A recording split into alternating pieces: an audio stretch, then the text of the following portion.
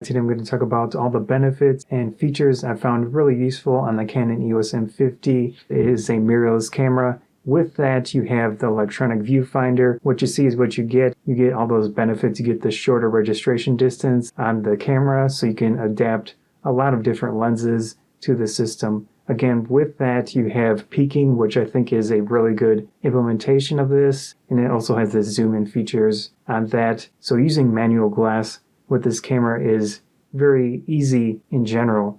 Works pretty well. Ergonomics wise, I think it is a good camera for portability. It's relatively compact. Actually, the grip is not bad considering the size of the camera. Of course, I would like it a little bit taller, but personal preferences. So a lot of controls around here to use with your one hand. You can actually control a lot of the settings through buttons if you want to. I think it's a little bit slower with the buttons, but the touchscreen is also an option. So you do have a lot of options with control based on what you prefer. With the buttons, you can actually configure quite a few of them to do different things, and that gives you a lot of versatility.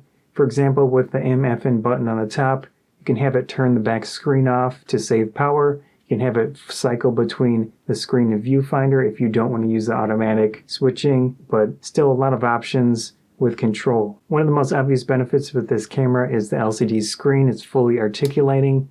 You can use it in whatever direction and angle you want. If you want the selfie stuff, or if you want above, below shots with photography, you've got those angles to work with very easily. You can also put it backwards to just use the viewfinder, and this camera automatically only uses the viewfinder when you have it like this. So it's convenient and it works well, so you don't accidentally touch the touchscreen. Again, with the screen, the interface for everything is touch capable. It's quick and easy to use. Every setting, for the most part, you can just easily do it with a touchscreen or buttons. That's one of the big benefits of this camera and Canon in general, is that it's similar to phones and things of that nature.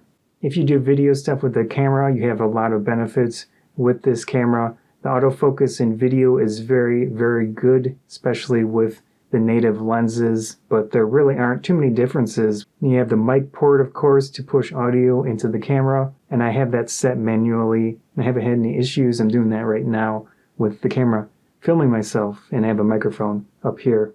You do have the picture profiles. I haven't really used them too much, but that gives you options to adjust the picture if you want a little flatter of a profile. You can do it in the camera. I think autofocus in this camera is a big benefit. It works really well in my use on photos and videos, but with the photos, it seems pretty quick. It gives you almost the entire screen to put focus points on, which that means I don't have to do the focus and recompose, which I used to do a lot with my DSLRs, to my detriment with focus. One of the not so obvious things about this camera is that all of the features, they work well enough that they get out of your way for the most part. What I mean is that when you want to do photos or when you want to do videos, you set it up and it generally works really well in that task, in that situation. With the video stuff, autofocus is so good that I just set the camera up, it does its thing, and I don't have to micromanage it. That's a huge benefit, especially considering the price of the camera. The same thing with photos. The autofocus is so good in many situations. Of course, it's not perfect, but it's really good where I don't have to worry about trying to recompose my photos. I can easily select exactly where I want it to focus, and even adapting lenses, it focuses really well. And even with the manual lenses, it gives you those features like peaking, zooming in, that work well enough, and they're very easy to see in the viewfinder or on the screen. Of course, in what I do specifically, I do a lot of video. Having two cameras, especially two of the same camera, is a huge benefit, and I do have the M100 that is not as featureful as these M50s, but in general, the M50 has so many nice, decent features that are usable. Talk about some of the quirks and issues I've had with the Canon EOS M50. A few things I wish were different. High ISO performance with the Canon EOS M50 I would consider not great. It's manageable, especially what you want to do, at least what I do, is get faster glass, get better glass to compensate for that. Right now I'm shooting on a 22mm f2 at f2, and I have the 32mm f1.4, and those really do help in a lot of situations with this camera. Kind of an ergonomic issue, really depends on how big your nose is, but the EVF doesn't come very far out from the camera itself. When I use it, I can sometimes touch my nose to the screen. In certain situations, depending on the settings, it'll change the focus point and issues like that. Now, there are ways to get around it, of course. You can even flip the screen into the camera itself. The battery on the M50 is smaller than the M5 and the M6 cameras. I wish they would have used the same battery for all of the M cameras. There is no simple dedicated cable release port on the camera. I guess they want to save a few bucks, but that causes some issues for certain types of photography. In my opinion, this camera has a poor implementation of aperture priority. I use that feature a lot in my older cameras. It was really simple. You set a minimum shutter speed in those situations. The shutter speed will be fast enough to not have blur. This camera doesn't have any type of shake reduction.